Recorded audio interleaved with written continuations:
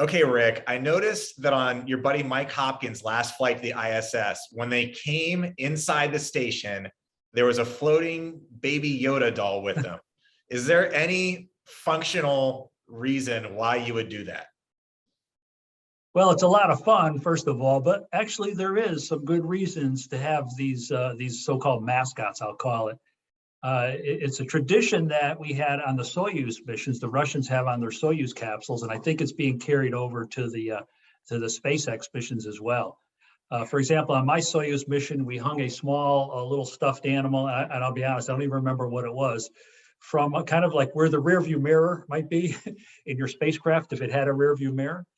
And the reason we use it is once you reach low Earth orbit, you're circling the Earth, and you will do a series of orbital maneuvers. You'll change your altitude because you're chasing down the space station. So you have to light your engine every once in a while to kind of adjust your orbit.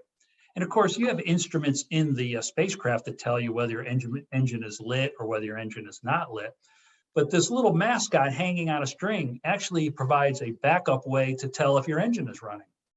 If the little mascot is kind of pointing straight down, then you know your engine's running and you're under some kind of force, because these engines are much smaller. They're only pushing maybe 1/10 of a G or even less.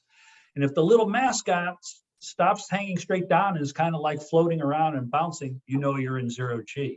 Now remember, you're strapped in real tight, so you could sense 0G, but you can't because you're kind of strapped in so tight. So these little mascots actually do provide to be a useful way to indicate whether your engine is running or not.